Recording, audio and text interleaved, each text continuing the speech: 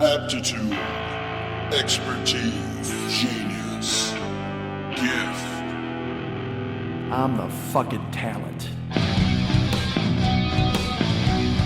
Hey, what's happening, Mike Schmidt, 40-Year-Old Boy Podcast? How you doing? Good? I hope you're good. I'm good. Everything's good. That's about the best we can hope for these days, right? The world's on fire, everything's burning down to the fucking ground, and here I am talking to you guys at a microphone going, hey, everything's good. Not everything, but this show's good, certainly. The first 11 seconds were. Who knows? It could bottom the fuck out eventually, right? I think it's okay. I don't know. I think I sound good. I'm gonna ask you right now, although you can't really tell me, I suppose, unless you could just shout it into the ether and hope it floats to me here in Southern California. Do I sound okay? Because I think my voice, I like it, and I think it sounds all right. But at the same time, my voice sounds a little, it's kind of fried and fucked because I was on Twitch today. I went back, we're back on Twitch. We're rolling. Hopefully I got a regular schedule rolling. And we were streaming on there today and screaming. That's why my voice is fried. I was streaming. You know what? That's the new show I have on Twitch. Streaming and Screaming. Go ahead and check that out. Streaming and Screaming with Mike Schmidt. Check this out. He's streaming and he's screaming. That's a bad theme song. I'm not going to lie to you. Do. He's streaming and screaming. He streams. I think I may have stolen this from The Simpsons. But why wouldn't you watch Streaming and Screaming? You're going to watch that show. By the way, you think that's a great show. How about Fried and Fucked? I think that's my new cooking show. I go ahead and pitch that all over town and get that job eventually. And look, you might have a problem with Streaming and Screaming. Maybe that's not your bag. Maybe that's not your cup of virtual tea, and you want to tune in to watch me streaming and screaming. But I defy you. I dare you. I fucking draw a line in the sand and dare you to step across it and tell me that you wouldn't watch my show Fried and Fucked. There's no way. You sit down with a remote in your hand, you tune that in with me and hopefully my fucking co-host, Jada De Laurentiis. Oh, hey, you're going to tune into that every goddamn day. Hi, I'm Mike, and today, Jada's going to help me make fried chicken, and I'm going to help Jada get fucking railed. So tune in. Let's watch that. Let's watch this half-hour show. By half hour, I mean 30 seconds, because I don't know how long I could last with fucking Jada and that giant mouth. That is... I half expect her to do a cooking show sometime and open her mouth and then fucking Geppetto falls out. I mean, that is a giant mouth on Jada De Laurentiis, and I love it. And so I would have nothing for her. You know, I'm normal cock Wilson. I mean, I'm not going to fucking have anything that's going to throw her off her game because she's the blowjob queen. She's been with a million guys with a bunch of giant cocks. And then sure enough, I walk in, I mosey into town, and I'm like, sorry, man, 6x5, it's what I got for you. I know for you, that's a tic-tac, but we'll do the best we can, and I'll just try to make up for it by eating your pussy till your head caves in. Can we do that? Can we make that deal? Can we make that happen? This is so disrespectful. She's a lovely woman with terrific... I follow her on 2 separate Instagram accounts, which probably says a lot more about me than it does about her. She has the Jadzi, where she puts up recipes where she's making, like, you know, fucking cacciatore with squash. And I'm like, fuck. I don't give a fuck about cacciatore with squash. I'm hoping they'll just show her in a bikini at some point. That's it. And her personal account does that. But I also feel bad because I follow her personal account because she's a lovely woman. I can't stress that enough. And you know this. I'm not telling you any tales out of school. But my favorite part is sometimes... John is on TV, and like I said, she's got that mouth that's just going to swallow the fucking world. So you see her, and you're like, oh, man, that's a very attractive woman. You think she's normal-sized, and then they'll put out a picture of her standing next to somebody, and you're like, holy shit, is that may not be Jada. That may be a keychain, and somehow it looks like Jada. I'm not sure. She looks like the tiniest. She is a little wedding cake lady who just walked off the top tier and just smeared frosting in your goddamn eye. I mean, she's a little slip of a lady. And look, I like that. I'm a fan. I'm not gonna lie to you. I like a thin, small. I like everybody. What the fuck am I? I can't even pretend that I have a type. I don't have a type anymore. Hey, do you like me? Guess what? I'm going to follow you around like a fucking puppy until you pet me and go, I like you too. Yay. That's why you do a podcast for 12 fucking years. Otherwise you'd move on and go on and do something else with your fucking life. No, man. I sit at a microphone and I bust out a goddamn show for you guys and insert myself into your lives for 12 fucking years because I want to hear attaboys and be told how much I'm liked or loved.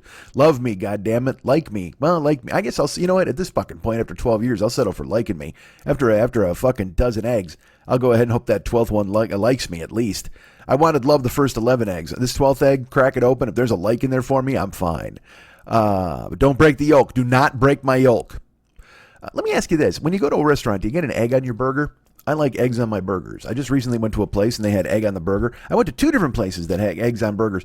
And I don't get the sunny side up egg. I don't understand it. I'm not from that world. Because the sunny side up egg is it's got the bottom, which is the white, and it's fine and it's cooked. But then the top, there's the yolk, which is, look, it's certainly the orbiting sun of foods. I understand that. It wants to look attractive. It wants to say, hey, look at this goddamn egg. It's staring you right in your goddamn eye with its own orange jaundiced take.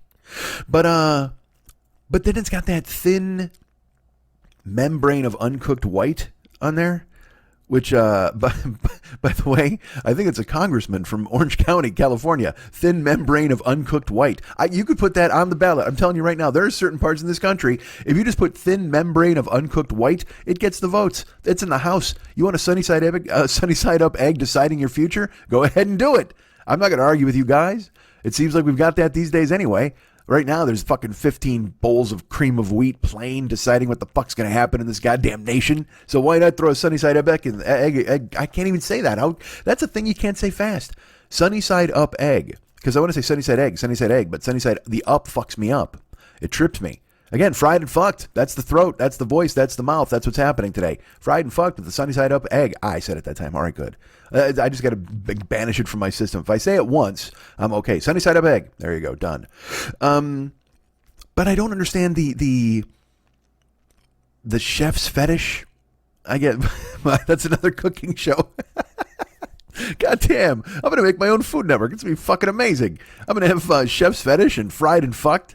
And let's put Screaming and Streaming on there too. Why not? I can do some food in there. I used to do Yogurt Talk when I was doing Twitch. We'll call that a fucking cooking show. And it doesn't have to be a cooking show, because a lot of those fucking shows on the Cooking Network, they're not even cooking shows anymore. They get that show with like the fucking worst cooks in America. Look, worst cooks in America is terrible. All right, because here's what they do: they find some electrician who puts an egg in a toaster. And they're like, let's give that guy a fucking television show. And I'm like, fuck you, man. Nobody wants to watch idiots stepping on their dicks in a kitchen. And then it turns out I'm always wrong, because there's always a new season of Worst Cooks in America. And I just think that people are getting off on the incompetence or whatever. I think we got enough fucking terrible things in people not doing their jobs correctly. You got to do whole fucking shows dedicated to guys who try to make toast with a fucking blow dryer. I mean, just get the fuck out of here. Not interested. Why are all my breakfast foods involved, by the way? Doesn't everybody fuck up dinner in these shows? Some guy who just he tries to cook a turkey with a lighter. Get the fuck out of here, man. But every time, and again, I haven't. It's a real void in my life. I haven't watched Food Network in a while. So, by the way, as I'm pitching these shows, they could already exist. There might be a Fried and Fucked with somebody else already. Ina Garten. Maybe she's doing it with Jeffrey. Jeffrey and Ina Garten are doing Fried and Fucked. But there's that. So I haven't seen Food Network in a long time. But it seemed like every time I did have it and I would turn it on, they would be doing a new Worst Cooks in America. And it was, again, these people, and look, it's an improv troupe. You don't even need to go get individual people. You can just cast an improv troupe to fuck up in a kitchen. And that's it. There you go. You got 8 weeks of shows with fucking Tyler Florence and who's that other big fucking chick with the goddamn blonde haircut? I hate Ann Burrell. Oh, man, I'll tell you what. How sad am I that I know the names of all of the goddamn house Negroes over there at fucking Food Network? Every show you got, Ann Burrell's on every show. She's yelling at the worst cooks in America, or she's taking a tour to show you the best coffee shops in fucking Dover, Delaware. I'm like, all right, great. Ann Burrell's running the show.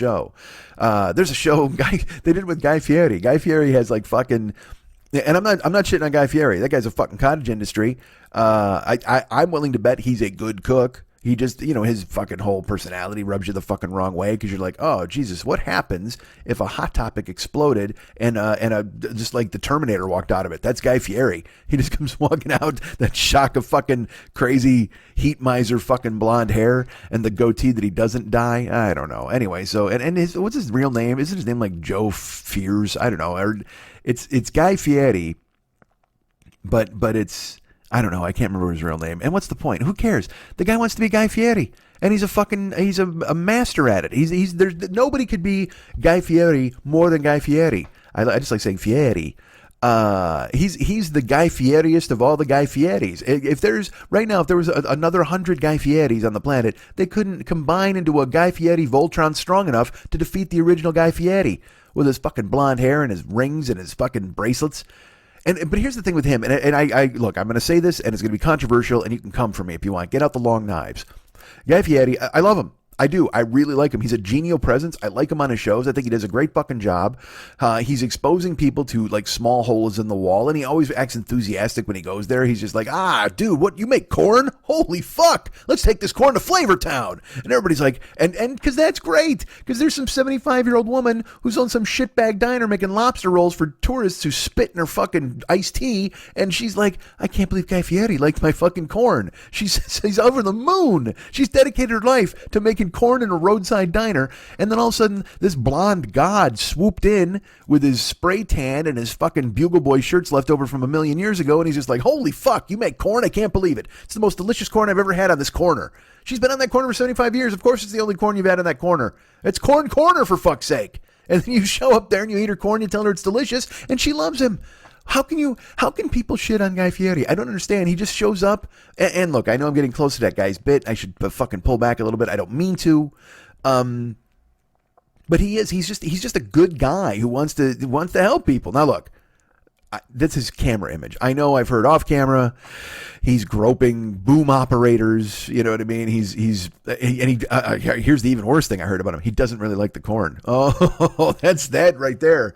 He has the corn on camera, and he's like, I love your corn, mamma mia. And she's like, yay. And then they turn the thing off, and he spits the corn in her face. Take that. Could not care less about you or your corn. Enjoy your TV spot. And he walks off, climbs into the fucking convertible, and zooms off to Flavor Town with his kids.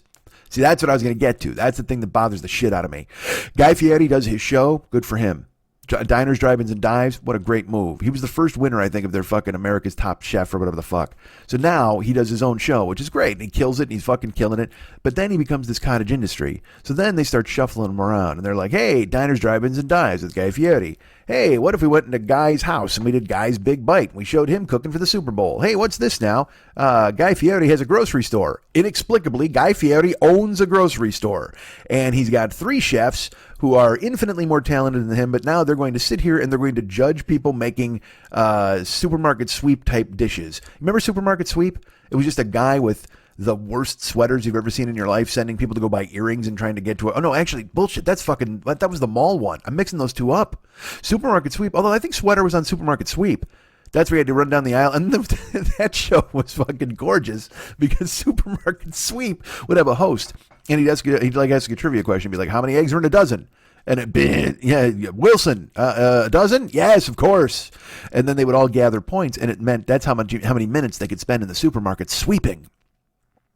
So then they'd get the cart and they'd burst into the store. And this is the best part of the whole show. They had some disembodied voice describe the action. Like there was no, because again, most game shows, you're asking questions. There's people sitting at a counter. There's hands-on buzzers and all that bullshit. Supermarket Sweep is just a dead sprint with people in comfortable shoes trying to grab jars of pickles that are expensive and a fucking god narrator just going, and she's down in the pickle aisle. Oh, is she going to go for those dills? No, she's going for those sweet gherkins. And that's the special magic ticket today. And I'm like, who the fuck is this guy? How did he look into that gig? Because normally announcer guys are just like, it's Supermarket Sweep. Here's your host, Sweaterfuck. And then he walks out. But then instead, this guy got to call all the action. Sweaterfuck had the easiest job in show business. And by the way, I recognize how ridiculous it is to put Supermarket Sweep in show business, but it belongs there. It was on my fucking television for 80 fucking years. And that dude had that coif, that weird fucking coif that he had the kind of hair that if a beagle, if a fucking beagle dog could grow a hairstyle, it would be the hairstyle on the guy from Supermarket Sweep. He just looked like a grown-up beagle in a shitty sweater, and then he sent people off to go grab Dristan. Oh, man. You know that dude went to acting school. You know that guy went to college for theater. He was fucking in Shakespeare plays in college. And he graduates. He comes out to Hollywood and he's sending people off. Hey, I hope you got your sprinting shoes on. You need to go find 4 pounds of budding turkey. There you go. That's what my theater degree led me to do. To wear the ugliest sweaters on the planet that will fry your retinas right out of your fucking head. And then I get to send fat people from Iowa off on a sprint to go find neck bones because it's the magic ticket today. Oh, look at all this investment. And again, that guy's just counting his money. He's happy with his beagle hairdo and his fucked up sweaters, but in his darker moments, he was like, God damn it, I was Othello in school. He was so fucking furious at where he ended up. That's the best part is whenever you watch any of these dudes. Where it just you want to take them off at the knees. You want to see somebody acting like a fucking smartass and some guy who owns like running a game show or whatever the fuck. Just think to yourself, and again, I'm not shitting on game show hosts. I would take the job instantly. Are you fucking joking? That's all I would do. I would be fucking captain game show. I want it. I need it. I love it. But at the same fucking time, if you ever get some guy like hosting a game show and the acts like, because I always like Sajak was super cool to me. That's fine. But then you hear these things like Sajak's not the best guy, and he might be a bit of a lush and whatever the fuck. I don't know. But who gives a shit, right? Do you give a shit if Pat Sajak's a lush? Why wouldn't you drink? You've been searching for vowels for 45 years and getting paid millions of dollars to do it. I would drink just from the imposter syndrome. Just from going, hey, how did I make $100 million being amiable? That doesn't seem like it's something that should be possible in this country or this world. I mean, there are people starving. There are people like literally they're trying to pick out vowels just so they get something shaped like an A so they can scoop dirt into their mouth and not die that day. All right, that's what those people are fucking doing. Meanwhile, Van is wearing an outfit that costs more than the fucking GDP of Ethiopia, and she's walking around tapping Z's. What the fuck? That's perfect. Good for her. She's a Z tapper. Nice job. And if you think Sajak has imposter syndrome, what the fuck does Vanna White have? She's just like, hi, I'm a ghost in a dress who shows you an R. I mean, that's a fucking beautiful gig. There's nothing wrong with that. I'm not shitting on anybody. Get your gig, make your fucking money. But if anybody ever acts the fool, like if Supermarket Sweep is being a dick to you, just know that at some point he has a couple of bourbons and he thinks to himself, motherfucker, you know what, man? I played fucking King Lear, and now I'm in the ugliest sweater known to fucking man, and I'm forcing people to go ahead and run down jars of Jif peanut butter. Crunchy, not creamy. Creamy's not the magic ticket. He lost his mind at some point during the taping. You fuckheads! I said crunchy, not creamy. Who the fuck do you think you are? This is Supermarket Sweep. This is my fucking dojo. Go get the crunchy peanut butter, or get the fuck out. Cut. Yeah, wow, Greg, we're gonna have to do a second take on that if it's possible. I was fucking King Lear, damn it!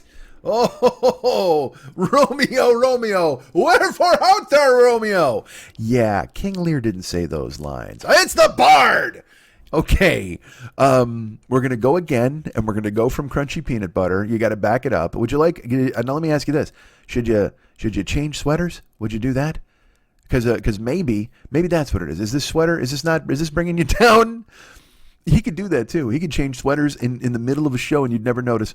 His sweaters, I bet that guy wore 4 sweaters a show and you never knew it because they were just subtly different every single time. His sweaters were like Rorschach's mask. They just changed every time he got heated up or he was upset or the game was exciting. The colors would move and they'd fucking form around. They would tell me they brought the Jif crunchy peanut butter. They would scream, help me. And I looked down and I said, no.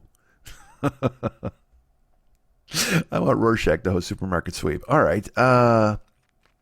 So how did we get here? Oh, we got here because we were talking about Guy Fieri. Guy Fieri, who's, again, they started moving him all over the goddamn place. Then they started giving him, that's the thing. Food Network taps into a fucking formula and they're going to wring it the fuck out. Like someone's, like your Nana's, your Nona's favorite recipe, where she's got the cards and it's got the gravy stains and flour and it's falling apart, but she won't commit it to another book because I guess she's got some sort of superstition that if she writes down her fucking baked ziti recipe on a different flashcard, it won't be as good. And that's the way that works. So then they got fucking Fieri and they're putting him in all these different shows, and he's still Fieri, of course. He's not gonna fucking run the gamut and be somebody different. But they start putting him in like I said, they gave him a supermarket and he's got a game in there. And again, like the chefs there. I understand everybody wants to make money, but there's a woman named Antonia Lafaso. She's a chef, and she was on Top Chef. And I guess I expect more out of the Top Chef people. I don't know why. There's this hierarchy of the food shows. There's another show I was going to mention. Guy Fieri has another show where he's cooking in his backyard, and I don't even know. And again, he's not cooking. He did that Big Bite show where he was cooking his own food, which was fine. But now he has this fucking show where it's like, He has 6 chefs in a backyard. And it's always like that fucking, there's one dude they're trying to make happen on the Food Network, and it is not fucking happening. I don't know if he's Guy Fieri's boy. He might be related. Seriously, I've considered this, because every show he does Guy's Supermarket Games, and he does Guy's, this show where he cooks in the fucking backyard. And yeah, the guy can make a stew, so fucking what? It's all about personality on the Food Network. That's why I'm saying it's like you can get Antonia Lofaso, she was on Top Chef. And I was like, oh, okay, this is like serious cooking. She's someone who wants to be a serious chef.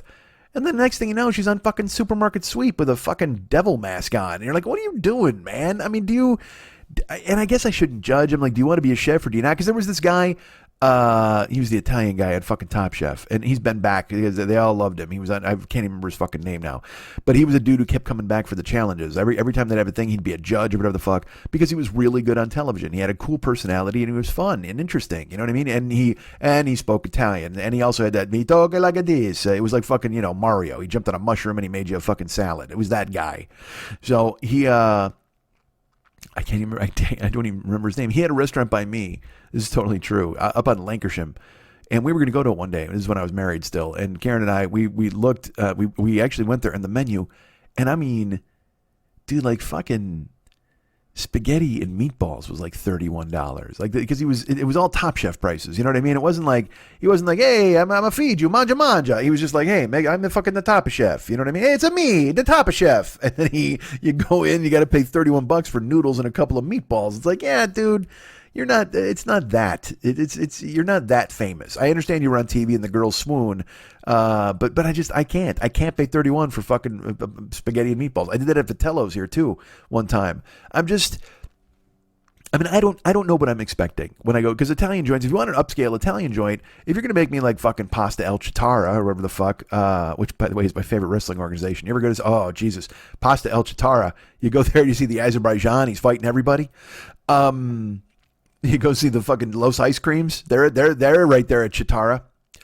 God, I love it. I watched Chitara one night with our friend Ahmad, who came to town. He introduced me to Chitara, and then Chitara followed me on motherfucking Twitter and reached out to me, like in a way where I'd be like, do they listen to the show, or did someone who listens to them, or who knows? And I know it's Chikara. I'm teasing, by the way, just in case you're gonna be like, what's Chitara? No, it's Chikara, and it's a fun wrestling organization. I talked about when they had the baby chop a guy. It's just a fun joint.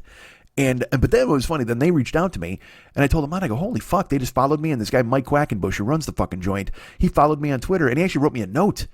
Like on Twitter or something, and just being nice, nothing like, hey, I like you. I mean, it was just complimentary or whatever, thanks for the mention. I don't even know what the fuck it was. It's a million years ago.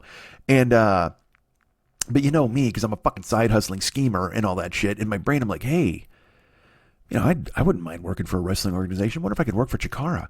Even though they're on the East Coast, and I could never fucking do it. And I always think that I could talk. That's the deal. I'm always like, I could just get in there and talk. So I'm not going to take a bump. What am I? I'm fucking gross. I'm old and fat. No way I'd take a bump. And also, I got Lou Albano written all over me, and I can't have rubber bands hanging out of my fucking face. I mean, that's just the thing. If I'm in shape, it's a different story. Then I take a shirt off and I go to work on a guy. But if I'm just fat, then if a wrestling organization signs me now, I'm a bump machine. That's it. I'm just a fat guy who gets fucking railed on. They're just going to fucking, well, that's actually, I use that word a few different ways. So it's not going to get, you remember how I talked about earlier, I was going to help Jada De Lorenzo get railed? They're not helping me get that kind of railed in Chikara. Although, maybe that's a ratings blockbuster. Who knows? You see me bend over a turnbuckle and I get fucking, because I thought the chop line was a big deal. What if they all fucking run a buggering line on me in Chikara? See, this is why I can't be in wrestling. I want to. I know a guy who knows a guy who just got hired by WWE. And I have people here, you guys listening know that I like wrestling, and they're always like, hey, man, you guys should try to get a job at fucking WWE. You guys, Mike, you could fucking be great. And I can't get thrown into the fucking wood chipper with Vince McMahon. I would have some ridiculous idea. They just fucking glower at me. Because again, he's a 78-year-old man who's in infinitely better shape than me. I can't have a boss who might kick my ass. I can't, and especially in that kind of volatile masculine atmosphere. You know what I mean? Imagine having to go run an idea past Triple H, and that fucking guy just fucking swells up and tears his shirt Hulk style because he hates your idea, and you're like, all right, I'll go write another fucking idea. You feel it's bad enough working on a regular show where the fucking executive shit on you. Now I gotta have Triple H fucking give me a goddamn pedigree. I'll take a pedigree. You know what? I'll fight for my ideas. I will fight for your honor. What's that song? I will fight for your honor. I don't think that guy was taking a pedigree, though. Is that Cetera? Cetera can't take a pedigree. I'll take a bump from Cetera. Cetera want a piece of me? Write it up. Let's go. Hey, Vince, have that at your next fucking WrestleMania extravaganza. I'm from Chicago. He's in Chicago. We'll have a Chicago street fight. Me and Peter Cetera.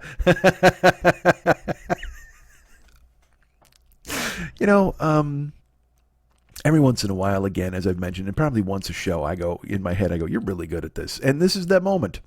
I'm from Chicago. He's in Chicago. Let's have a Chicago street fight. We can't top that. That's fucking good. I should bail on that.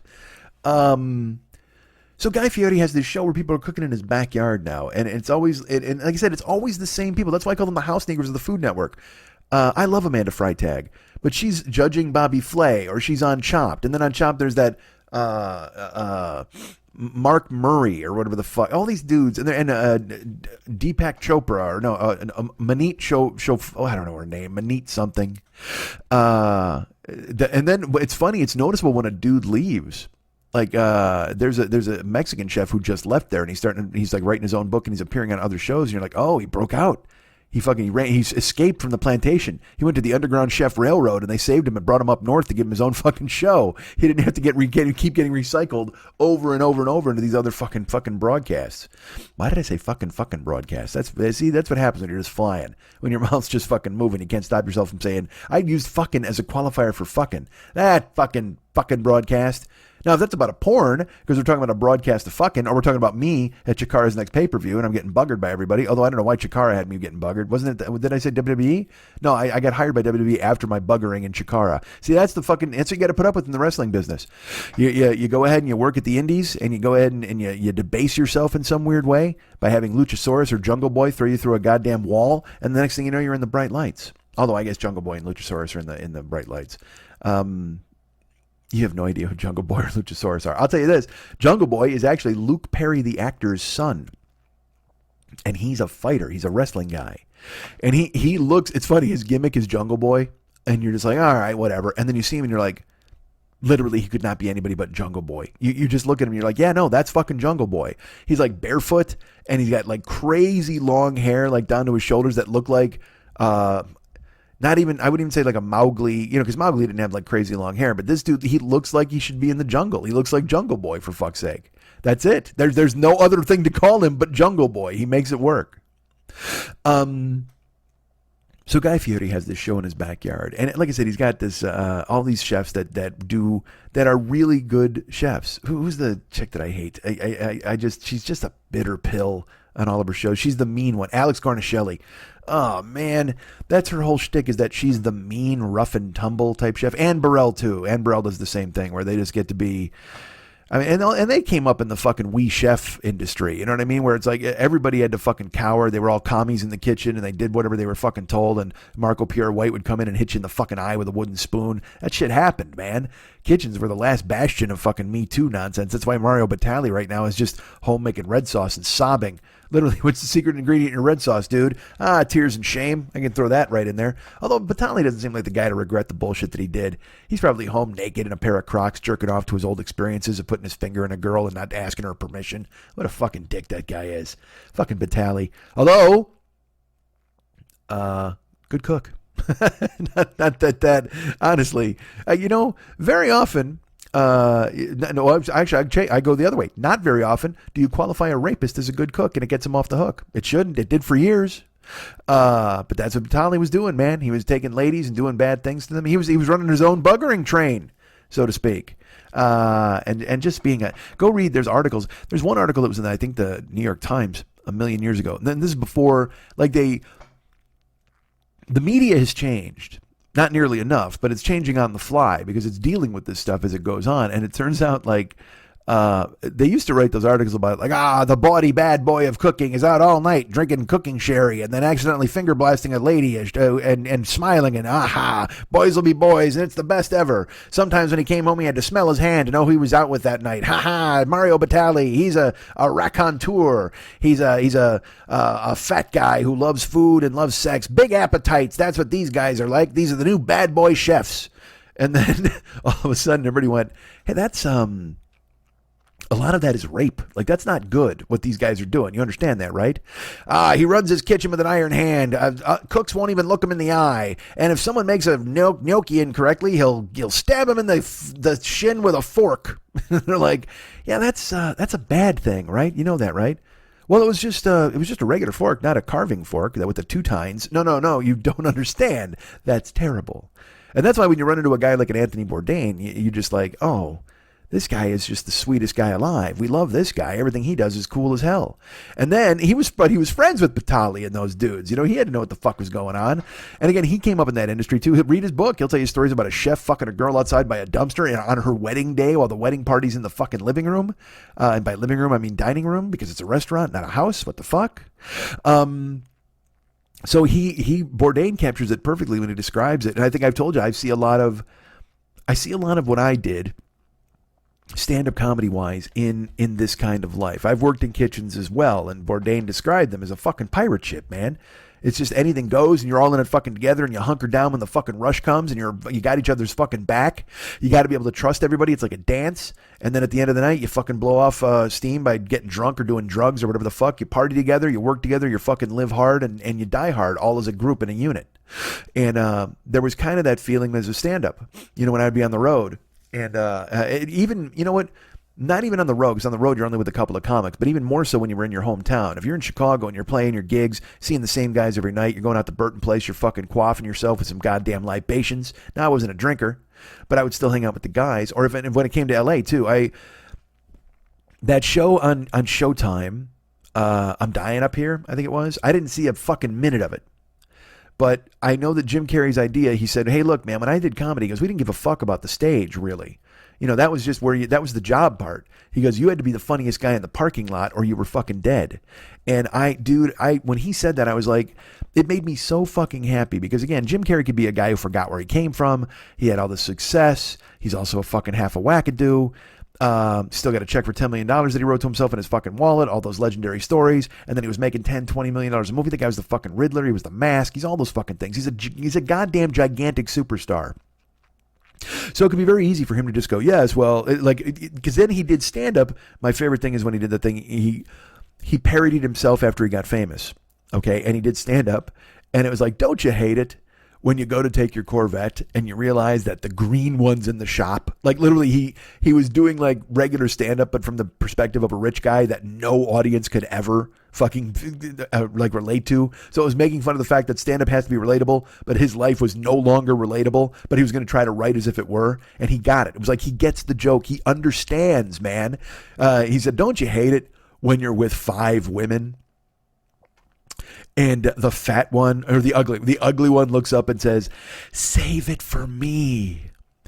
I mean, that is fucking dark and funny and smart and probably real and true and something he did, or he was, you know what I mean? It's that joke is parking lot funny.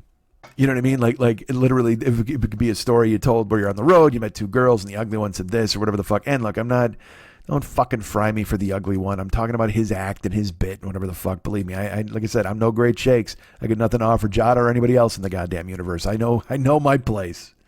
But yeah, so it was good to see, you know, that he was a guy. I didn't even know how the fuck I got to Jim Carrey. How the fuck did I get to Jim Carrey? Oh, being funny in the parking lot. Yeah, that whole deal.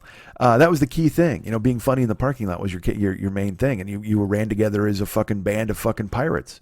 So you were trying to impress the other comics even more so than you were trying to do the audience. Played at the back of the room. But the key was you couldn't get caught up in playing too much to the back of the room because then you're fucking dead.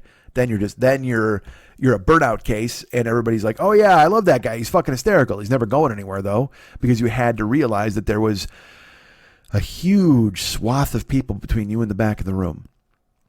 So that's why, you know, you can't just work to the back of the room. You can work to the top of your intelligence. Because you know who you're going to get then? You're going to get the back of the room, always. And then you're going to get people in the audience as well, because they're going to run with you. They're going to trust you. They're going to be with you. They're going to think you're funny. And I'll tell you what, if you don't think Fried and Fucked is at the top of my intelligence, then you haven't seen me on Streaming and Screaming, because that is clearly where I'm doing my best work. So Guy Fieri has this show in his backyard. I'm going to get this out. I fucking swear to God. Guy Fieri has a show in his backyard. where people are cooking. And again, like I said, it's Alex Guarnaschelli and that's like that Mark Murray, all these guys, all the judges from Chopped, because again, that's all fucking Food Network does is they have these cast members who they shuffle around from show to fucking show. Now, Bobby Flay's too big to cook in Guy Fieri's backyard, I think. I haven't seen it. I don't know if he's ever been there.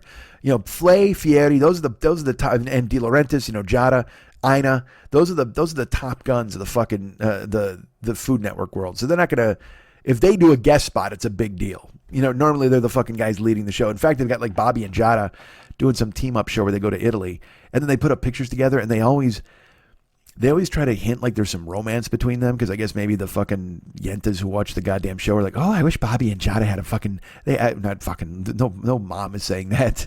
I wish Bobby and Giada had a happy ending in Italy. That would be fantastic. If they just lived together and made fucking pasta el dente or whatever the fuck forever.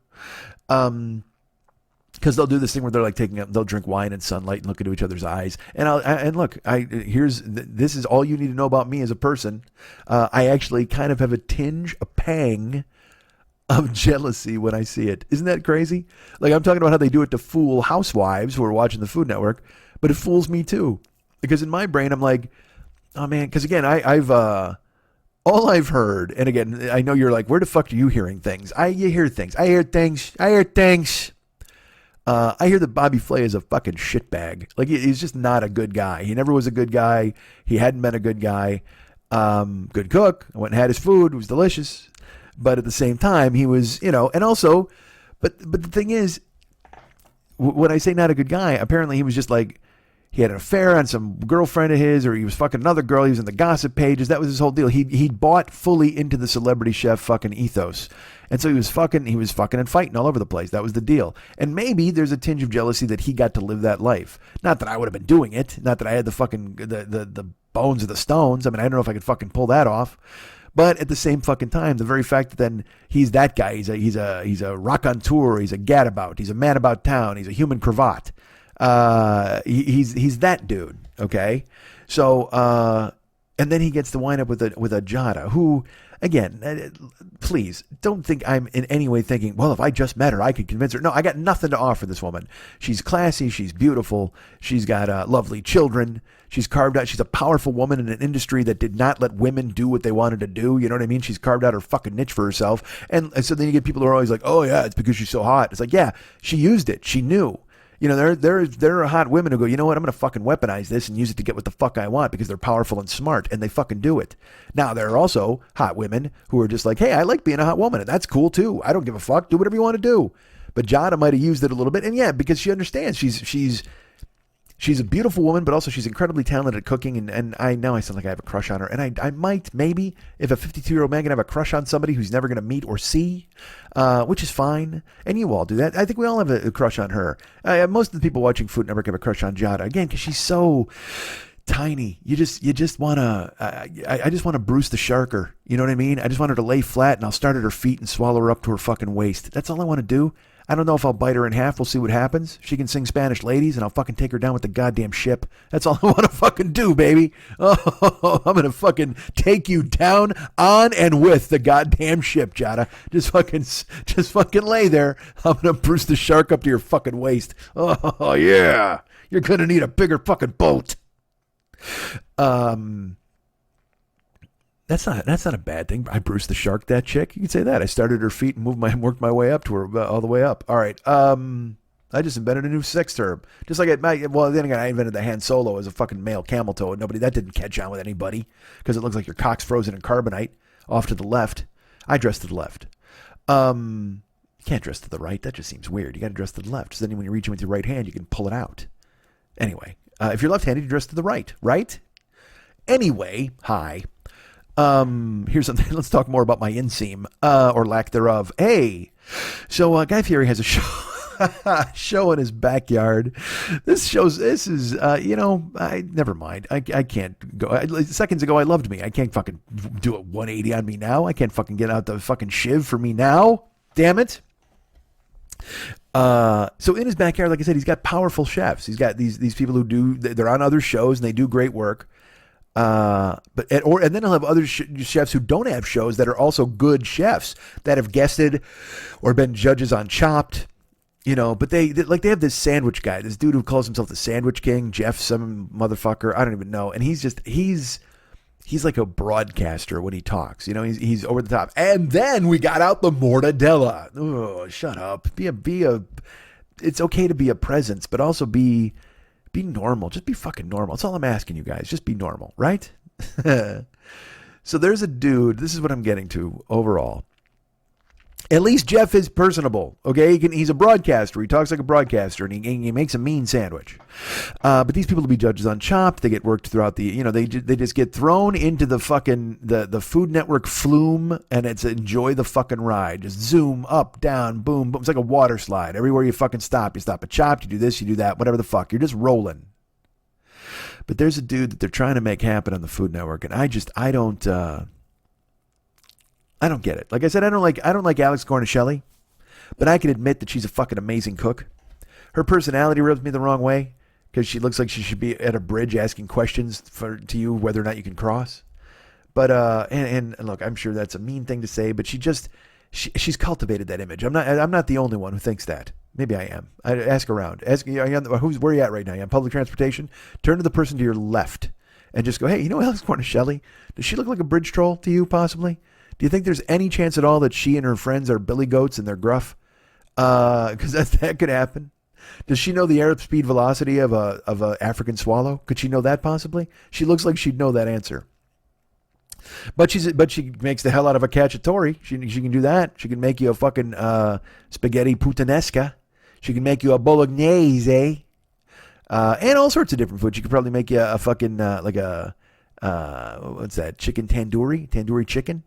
What's in the clay pot? I don't know what the fuck that is. She can cook it all, man. That's the whole point. Because it calls me. She got to be such a good chef because she was such a terrible person. She didn't have any friends, so she was like, you know what I'm going to do? I'm going to stay in my house and learn how to make a fucking bowl of borscht. And she did. She makes the best borscht in the goddamn world because she didn't have any friends. I don't want to cast aspersions on Cornicelli. I'm sure she's a fantastic lady, and I can't wait to eat her food. I've never eaten her food. I love when people say that too. I've never eaten his food. I want to eat his food. I ate Bobby Flay's food. I'm you know me, I'm that guy. I like to eat their food. But I don't know if I could, fuck that. Who am I kidding? I could talk to Cornicelli. I could talk to anybody. I mean, I wouldn't tell her that I thought she was working at a bridge. That probably wouldn't come up in our conversation as we had a lemon drop at the bar after I sampled all of her fucking, her flight of appetizers or whatever she brought me. Hey, here you go. Try these, Mike. Thank you. Oh, this is a delicious rye crisp. You've made a lovely rye crisp. Why, yes, I will have a little more limoncello. This is my fantasy date with Alex Cornicelli. So Alex, though, at least, like I said, great cook. She might be a bit of a pill on camera, but that's the reputation. That's who she wants to be. She wants to cultivate that. But this fucking other dude, there's a dude now, he won, because again, Food Network may have forced him on Fieri. All right, let's talk about that. Because I think he won their America's Next Top fucking cook. Because that's another thing they do. Not only do the worst cooks in America, which, I didn't finish that thought. They get the worst cooks in America. Because again, it's some guy, they're just like, hey, can you make a pork chop? And he's like, sure. And he opens the microwave. They're like, what the fuck are you doing, man? And he's like, duh, I want to win this game. You're so stupid.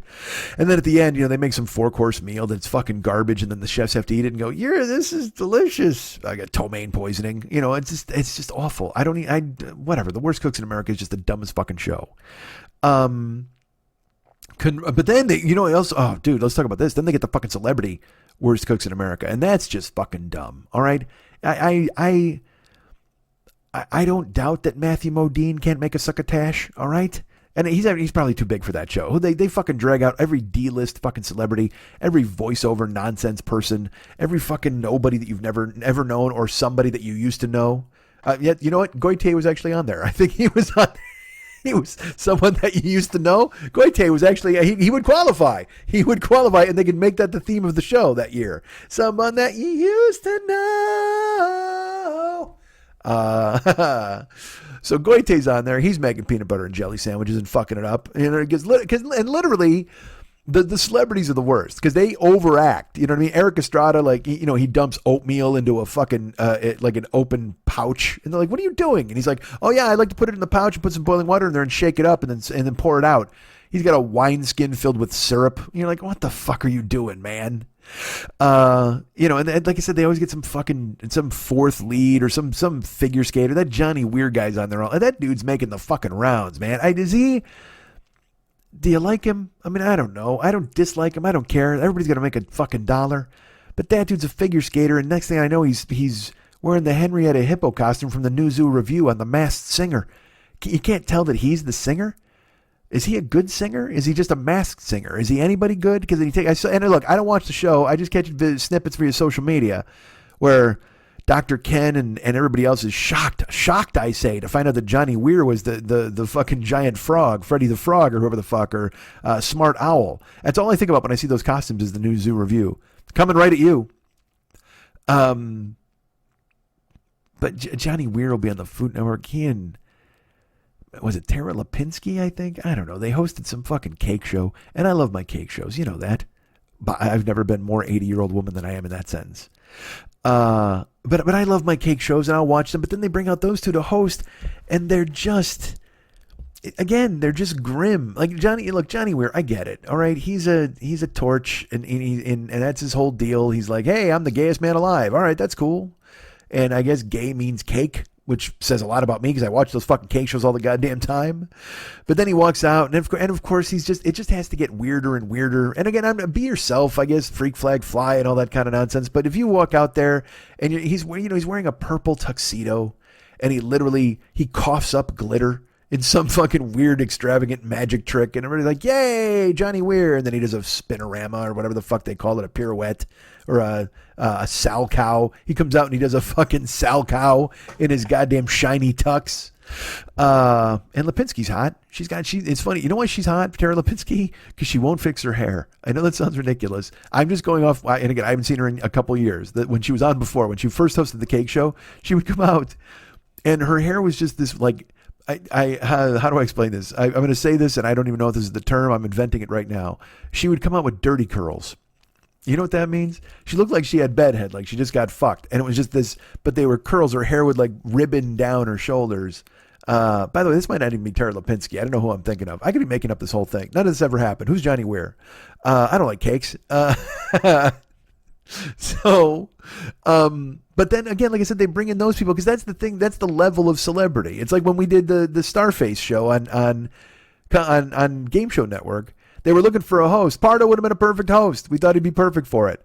But then they insisted on bringing in all these people to fucking audition, and because they wanted a celebrity, and they wound up with Danny Bonaducci. And I've talked about Danny before, and he did a good job, when he could breathe. But to them, that was a get. On the Game Show Network, they were high-fiving. That fucking room of executives exploded like NASA during the moon landing when they got Bonaducci. They're just like, this is one small step for Danny, but one giant step for us trying to make housewives watch our channel in the middle of the fucking night. And good for them. They were super excited about it, but it always makes me laugh. You're just like, all right, any modicum of celebrity, just like I said, they cast those dudes on that fucking cooking show. Anyone who used to do something, who Eddie Haskell or some idiot who's like, I could badly make an omelet if that gets my Q rating up. And then they show up. And that's what I mean, is they oversell it. They do dumb shit where they just completely, I'm waiting for the day Rebel Wilson comes in and just starts making pizza from cauliflower. And everybody's like, what are you talking about? And she's like, I saw it once at Fresh Brothers. But then she just puts all the cauliflower in a bowl and pours sauce on it and puts it in the oven and bakes it. And then the emperor has no fucking pizza and they all eat it anyway and tell her it's great because she's sort of famous. Oh, man, fuck. Why did I pull Rebel Wilson out? She's too famous to do those shows. But she seems like the kind to me who eventually will wind up on those shows. You know what I mean? One of those people who's hot now, and then all of a sudden, like Maria Bamford did it, and it blew me the fuck away. Because I'm like, I know she, and look, maybe she likes that kind of stuff. I've only met Maria, a handful of times. She was super nice to me. We got along great. And maybe she was like, hey, I'd really love to do this show again. It would expose my Q rating and get me up. And maybe she was doing the promotion for her show and stuff like that. It made sense.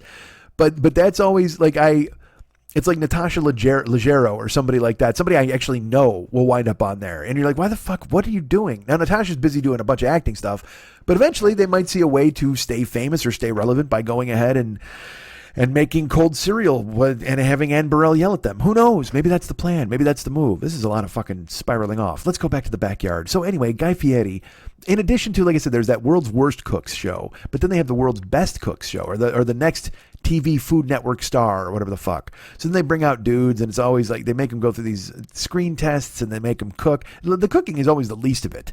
They'll pretend that it is, but they want to make sure that they're good on camera, and rightfully fucking so. It's a TV show. But some dude won a couple years ago, and now they keep shoving him down our throat. I've now, again, I don't watch Food Network anymore because I don't know. I cut the cord. Folks, I cut the cord. I'm independent. But I happened to be with my friend Michelle. I was in her hotel room a couple of weeks ago, and we were watching football. Because I made her watch Bears Redskins because I'm a terrible person. We were going to go to dinner, and I was like, hey, can we maybe watch the game first? What a fucking monster. She comes to town to visit, and I'm like, hey, let's go watch football in your hotel room. Because I initially said, let's watch it at the bar. And she's like, well, I have a TV upstairs. And she goes, and I'm like, all right, cool. And so we went up and watched it in her fucking room. And poor Michelle, she suffered through it. And I had to explain to her, I'm like, these are the good guys, and these are the bad guys. So fucking, she's just like, and she was very nice and polite because she's my friend. But again, we were supposed to go to dinner, and then she ordered room service. And I felt so terrible because in my head, I'm like, oh, we were supposed to go to fucking dinner. Now she's ordering room service in her fucking room so I can watch a football game. What a dick. And she's like, no, I'm just going to get like a snack or something. Then we can still go to dinner. But of course she ordered like a plate of meatballs and one other thing. And it was too much food. Like we both ate a few bites and then we were like, well, we don't want dinner now. We just fucking had weird room service. But the Bears won, so that's all that mattered. Anyway, at that same night, after the Bears finished, I threw on Food Network because that's what I do now when I'm around an unmanned television and I have the remote. I'm going to put on Food Network just to see what's rolling, to see what chopped editions I've missed. But it happened that night was the first night of the Halloween Baking Championship. You have no idea the love I have for Halloween Wars and the Halloween Baking Championship and Holiday Wars and the Holiday Baking Championships. Those are my favorite shows. When they got like 15 home cooks trying to make a gingerbread and then it fucks up. And then, the Ace of Cakes is there and he tells them it's good or bad. Although now they've got the guy from Top Chef, the other little gay dude. They got a bunch of gay dudes in there judging. There's a gay dude who won Holiday Baking Championship a few years ago. And this is totally funny. He was from Kentucky. So he's basically, this is not even a joke. He was clearly a gay person, but he's dressed conservatively. He's wearing like overalls with a fucking straw in his mouth. Yeehaw, I'm from Kentucky, y'all. I love Kentucky. It's my favorite place. I grew up there. But you can clearly, it was a lot of me and my mom and me and my aunts. You know what I mean? So you're like, all right, well, not a lot of male role models in this guy's life. That's fine. But then he goes through and he wins. So like I said, whenever anybody wins something, they get put into the fucking threshing machine that is the Food Network, and they go right into the flume. Zoom! Right now. Here we go. Right under the slide. So all of a sudden they do another show called Best Bakers in America, and he's the judge, and he walks out, and he is just, this dude went, he's wearing, you know what he's wearing? The Johnny Weir starter kit. That's what he's wearing. To the point where he's even got clear polish on his nails. He's got fancy Elton John frames. He changes them every single episode. He does a costume change within the show when he's judging pastries and shit. I mean, he is living his best, gayest life, and good for him. I'm happy because, again, he was in fucking Kentucky. I'm sure he couldn't go to the fucking grocery store without somebody yelling a 3-letter epithet at him, and he's just like, y'all, I'm just baking. I'm having fun. This is great. I love everybody. And then he gets home and he sobs himself to fucking sleep, covered in fucking pomegranate and pudding. Because he was making pomegranate pudding. I guess I have a friend of mine. Oh no, persimmon pudding. That's what my friend is making. So he's just covered in that stuff in his bed, sobbing because he can't live his real life. Then he wins on Food Network, and everybody's like, Jesse, you won. That's great. And he's like, and he just flies out on a cloud in a rainbow. He's just like, guess what? I'm me. He's gotten this permission to go ahead and be whoever he wants to be. He's free to be me, goddammit. When you win a baking championship, you can just go ahead and come out of that closet holding a plate of muffins and your balls in your other hand and just going, suck them both, baby. I'm gay and I'm proud. Good for him. But it was a jarring change because I knew him as a guy who might have been carrying a moonshine jug with 3 X's on it. And the next thing I know, he's got a fucking Dolce & Gabbana purse. I'm like, oh, all right. Well, is there moonshine in the purse, Kentucky? I don't know how this is working. No, he went from Kentucky to Monte Carlo fucking quick in the spin of a spatula. So he wins, and they're like, all right, this is the guy. He's now our dude. We're going to go ahead and put him on a show. And he's came out and be his true self. But some dude won a couple of years ago, all right? And look, he looks too young to be doing anything. I don't know his name, all right? But what is he? I should have done, well, because this is the hazards of doing a show where you don't know what you're going to fucking talk about. I've never cared enough to learn his name. But he's on all of these fucking shows. He's cooking in Guy Fieri's backyard. He's judging on guys' grocery games. He shows up on other shows. He judges on Chopped because they're trying to make him happen. He's you know what he is? He's fetch. He's the human embodiment of fetch. And fetch is not going to fucking happen, man. But they try. They keep dragging him out. And he looks like, all right. Did you ever see Grease? Which is the word, by the way, if you're not aware of that. And also, let's talk, I'll get to that in a second. Hold on, I got to finish this thought because I've been trying to talk about this kid for a fucking hour. He looks like there was a nerd in Grease. Like his name was Eddie or something. And he's like, hey, what's going on, T-Birds? And then they'd shove him in a locker or some bullshit. This guy looks like the chef version of that.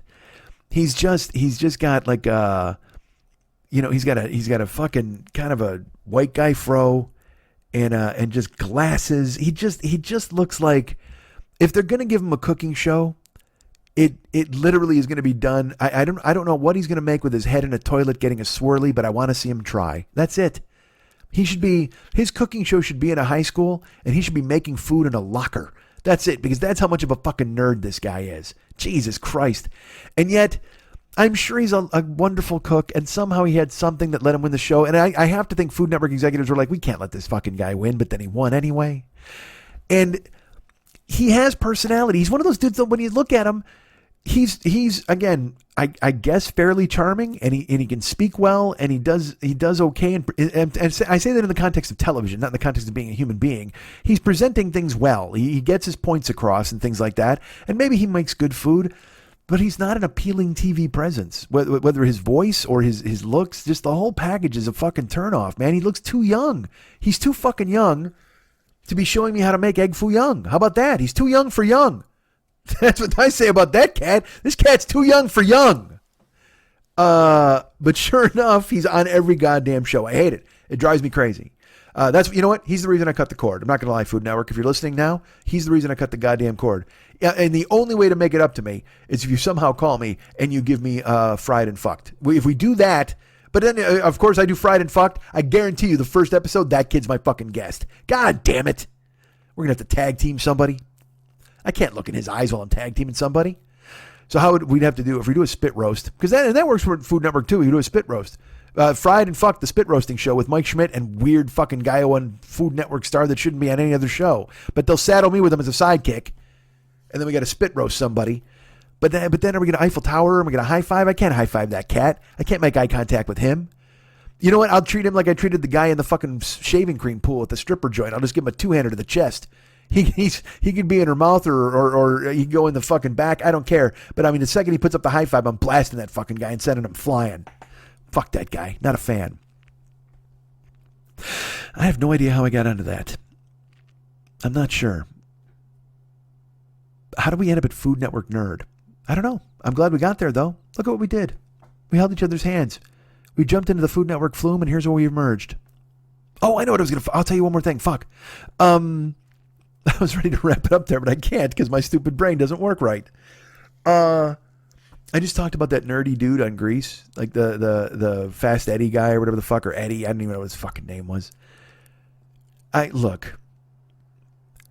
just saw a story that that HBO is bringing back Grease, and I know you're like, well.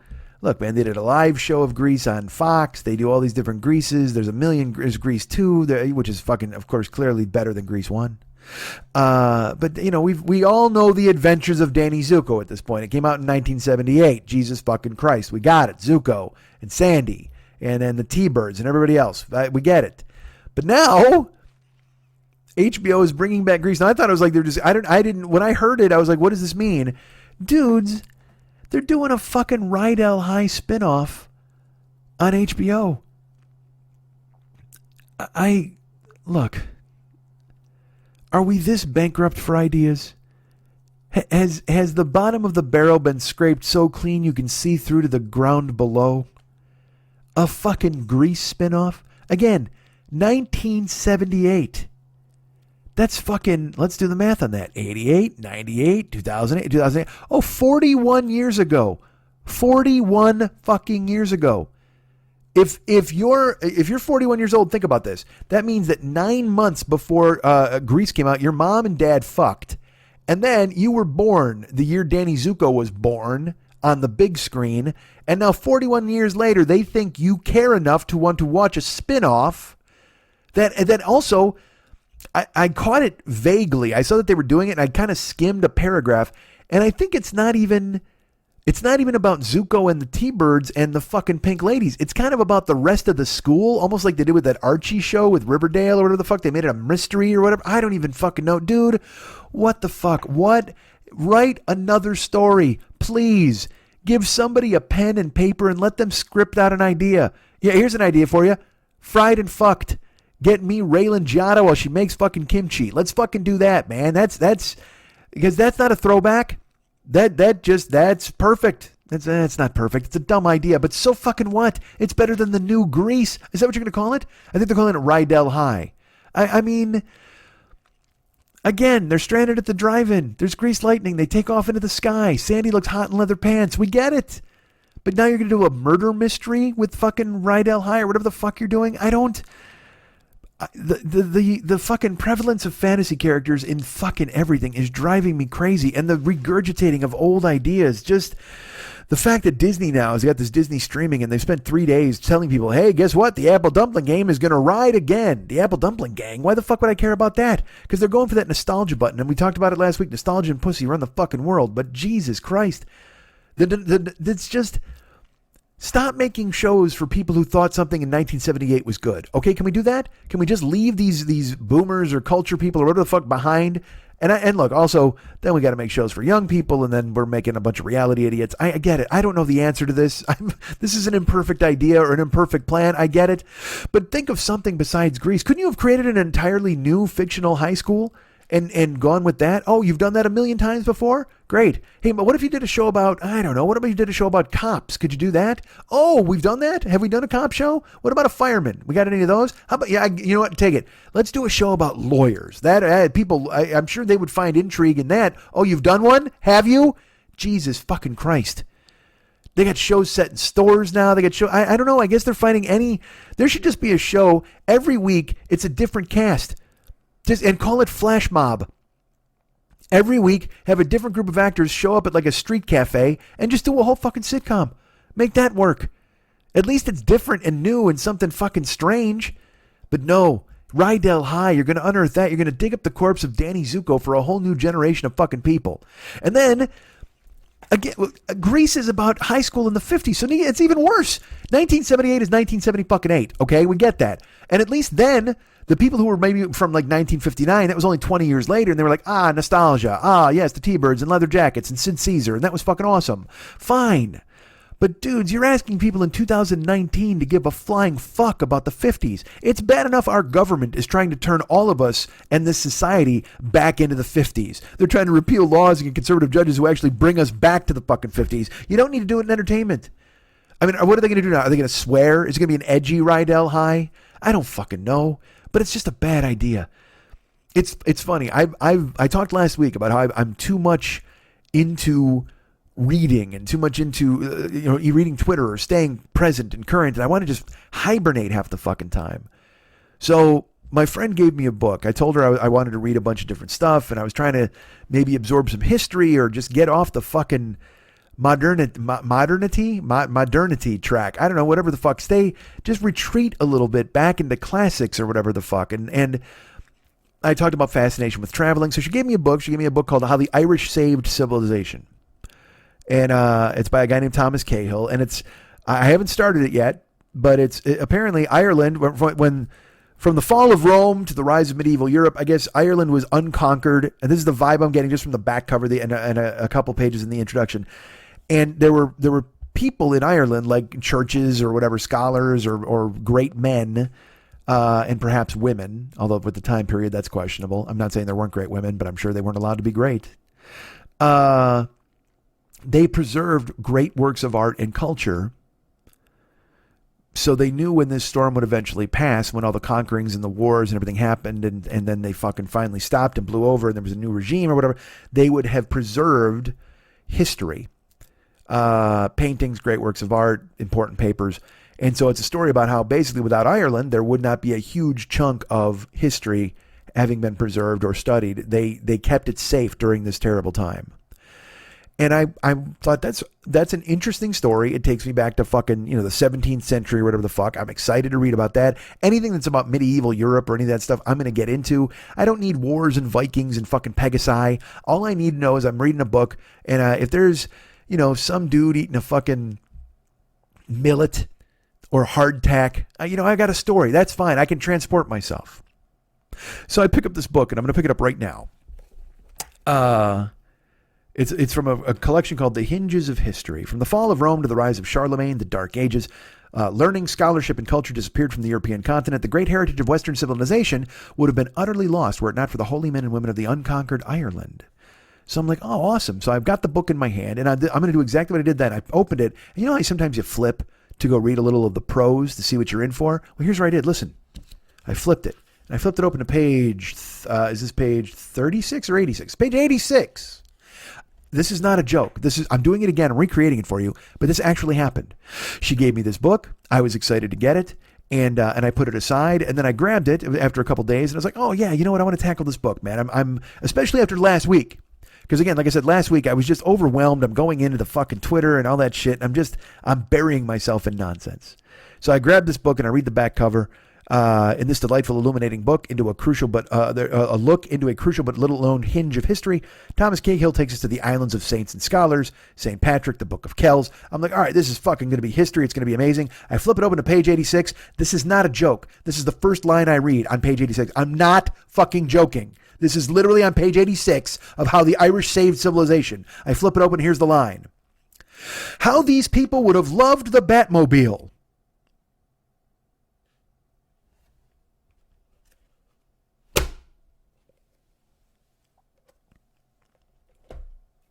That's me slamming that book shut. What the fuck? Please, I'm begging all of you. It's bad enough that you've blown the dust off of Rydell High. And this is a shame, and coming from me, who wore a bath towel around his neck like a cape and hopped in his dad's chair with his brother and pretended it was the Batmobile, please, for in the name of all that is holy, throttle down on the Batman. Enough. I don't need, perhaps it's just me, because I watched Joker. I've seen it twice. Again, I don't want to spoil for people. But just seeing everybody's hot take about Joker and Batman, and I'm done, man. I just can't anymore with the Joker and with Batman and with and capes. And I just, people who they're yelling about the Joker, but then they fucking loved Endgame. And I'm like, but none of it should matter. This is all disposable fluff. So I actually tried to dive into something else. How the Irish Saved Civilization. That's the name of the book. How the Irish saved civilization. That's a hard thing to say. How the Irish saved civilization. How the Irish saved civilization. How the Irish saved civilization. There you go. How these people would have loved the Batmobile. No. They love potatoes. They love little guys with gold and Lucky Charms cereal. That's what they love. I'm going to go with every stereotype right now. I just want to take a fucking shillelagh and crack that guy in the fucking head. Hey, Cahill, literally lose Batman from your Irish book. I can't do it anymore. Like I said, when Alfred was on the billboard, it's like Alfred's an ass kicker. And now they've cast a new Catwoman. And people are mad that she's black. And I'm like, what the fuck? Who cares? Oh my God. We don't even need a Catwoman. I understand, like I said, I think I said it a few episodes ago, that the Batman has to get horny. Yes, we get it. Isn't there some hot cop he could have? Couldn't he want to fucking chase some cop ass instead of fucking Catwoman? I guess who he's going to see. And she's going to be hot and he's going to want her. And it's just, nobody knows to know about Batman's cock. I don't need to know if Batman's cock gets hard. Let him fight Clayface, please. Could you bring a villain? The Killer Croc. I don't need Batman's Killer Cock. I need to see Killer Croc. That's it. Done. Give me one Batman every 2 years. I'll be happy. And then never talk about it ever. No speculation. No, this guy might be in it or that could happen. I don't fucking care. Jesus Christ, stop. I can't. This has been Fried and Fucked with Mike and Jada. Next week, Jada makes egg rolls, and I make sure Jada gets fucking worked. You guys can get me at MikeandMikeSchmidtComedy.com. You guys can be my friend at Facebook.com/the40-year-old boy. You can follow me at twitter.com/the40year-old-boy. I'm there. I'm lurking. I'm there tweeting all the time, or at least retweeting, because I'm not doing a lot of that. But I'm there. I'm trying to avoid it, but I'm not.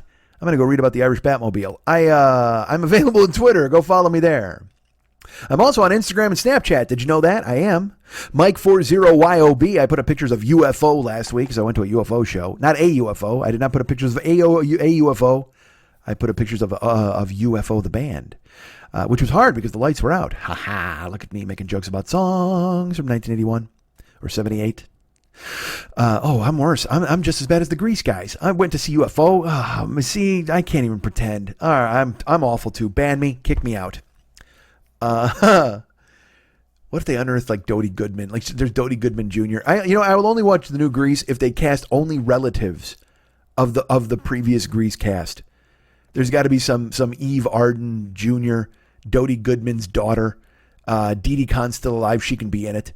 Fucking get Travolta's guy. Make Travolta the science teacher. And then there's got to be like a younger Travolta. Like, is Jet? How old's Jet? Can Jet be in it? Aren't his kids like all autistic and shit? What a fucking drag. But Jet Travolta, if you cast Jet Travolta in Ride High, maybe you got me.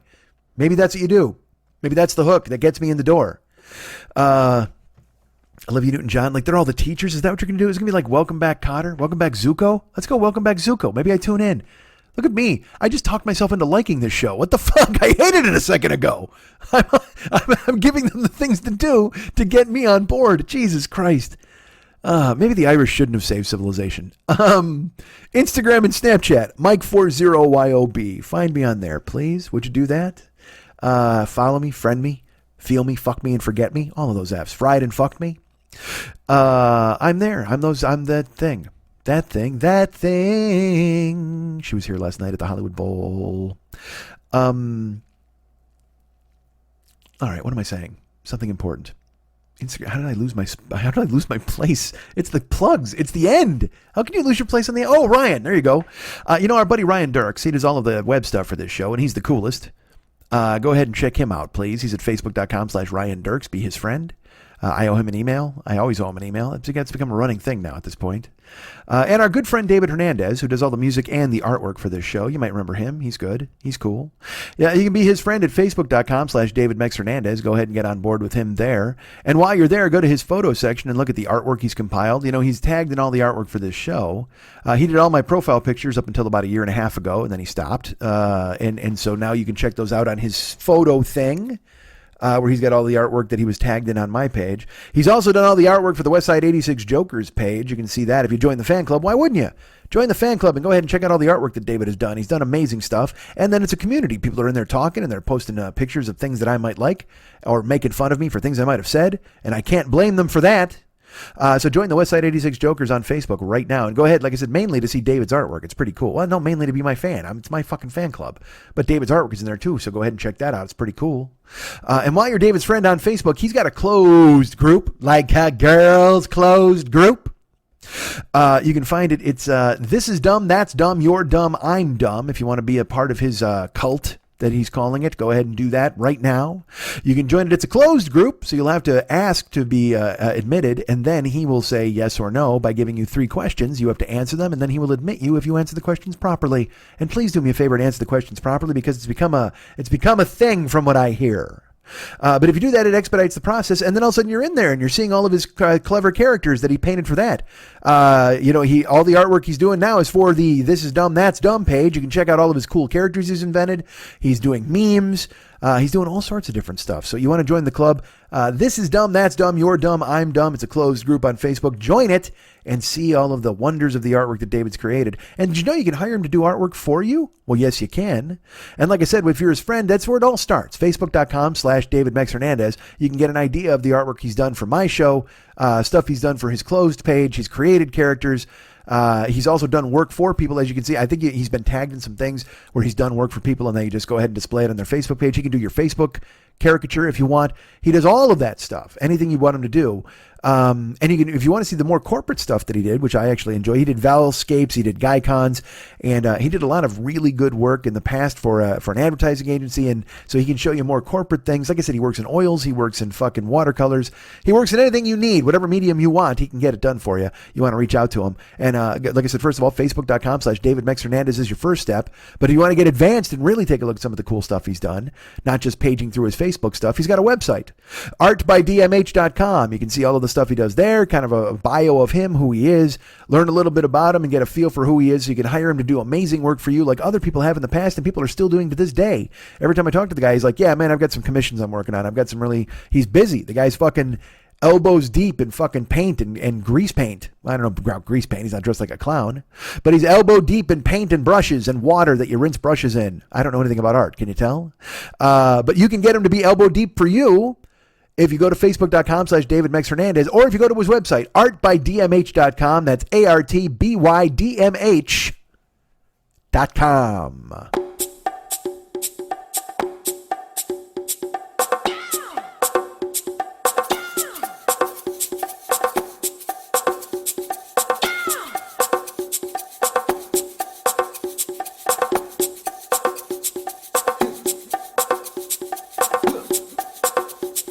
Please allow me to introduce myself.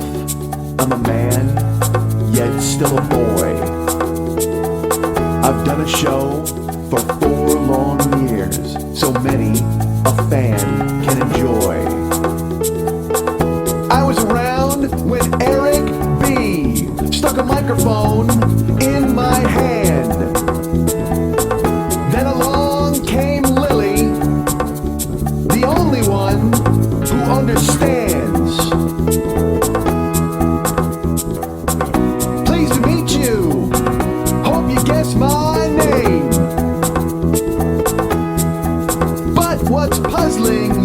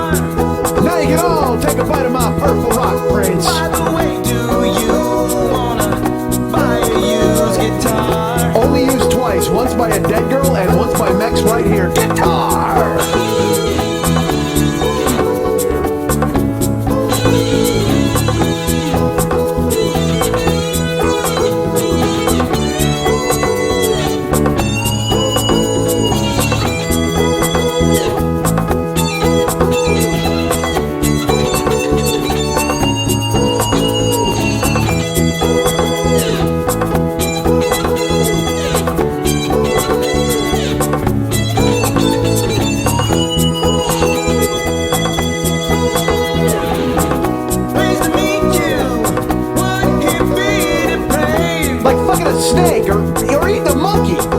If he just admits that he wonders if you shaved.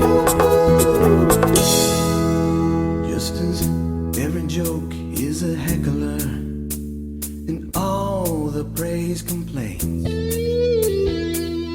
You just call me the 40-year-old boy, 'cause I'm in need of some restraint. So if you meet me, have some courtesy.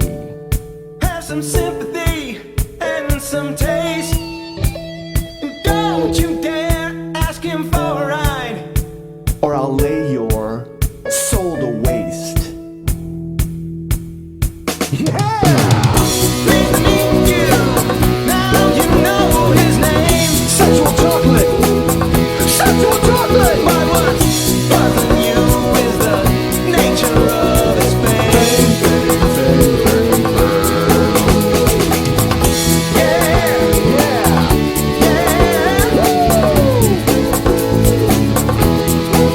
Tell us your name. Mike Schmidt! Tell us your name. Mike Schmidt! Hey, Schmidt. Yeah, I'm Schmidt! What's your name? Schmidt!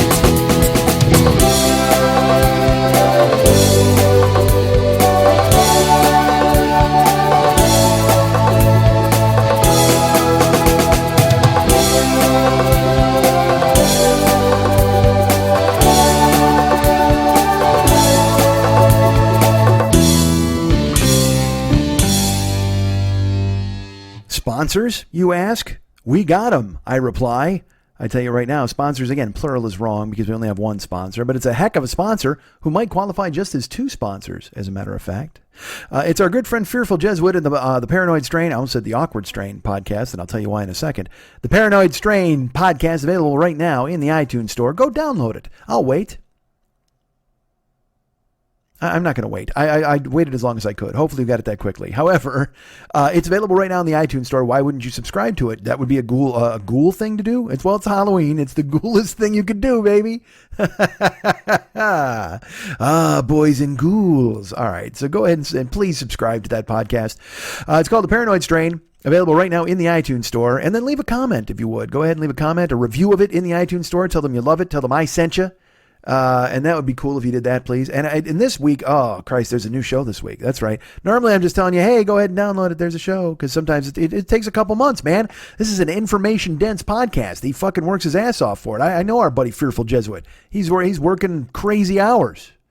Working his real life and then running the whole fucking compound, getting the monks fed and all that kind of nonsense. And then putting together this show for you and contacting me to tell you about said show.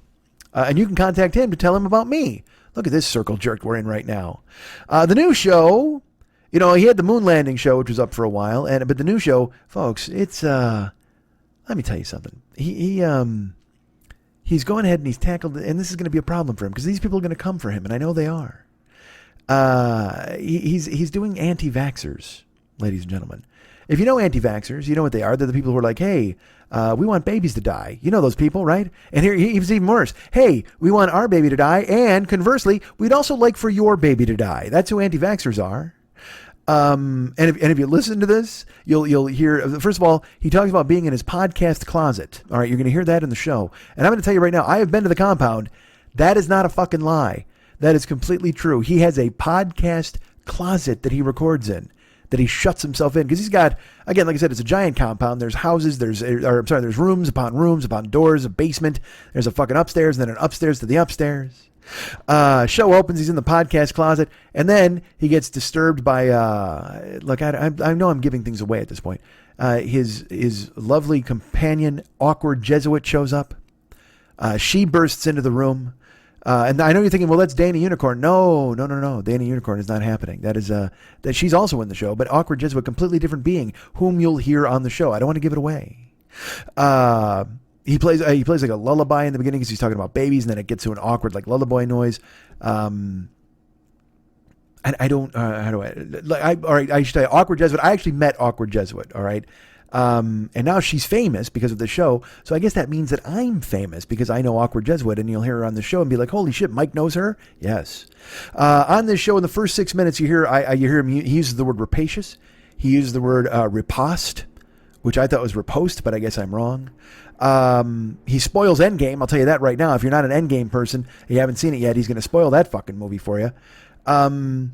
He talks about, and also I should tell you this awkward Jesuit, by the way, she swears so much, she may listen to my show more than his. I know I'm giving things away that I shouldn't. Oh, and also he keeps trying to make Strainiacs happen, which here's my favorite thing. He's making Strainiacs, he tries to make it happen, but then he tries to make fun of himself for attempting to make it happen, where he's just kind of like, oh yeah, oh you're still trying to make Strainiacs happen. He's like, whatever, but he wants it to catch on. He wants people to call themselves fucking Strainiacs.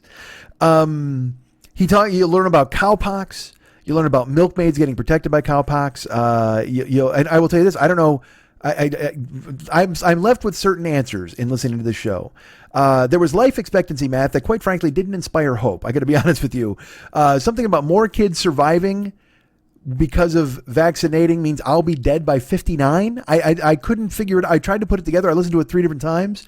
That's not going to make me root for these kids to take the spike. I got to be honest with you. If you're inoculating kids, vaccinating kids, but it's going to lead to my death at 59, sorry kids. Welcome rubella. It's coming, and enjoy it. I guess early anti-vaxxers said that using cowpox vaccine could actually turn people into cows.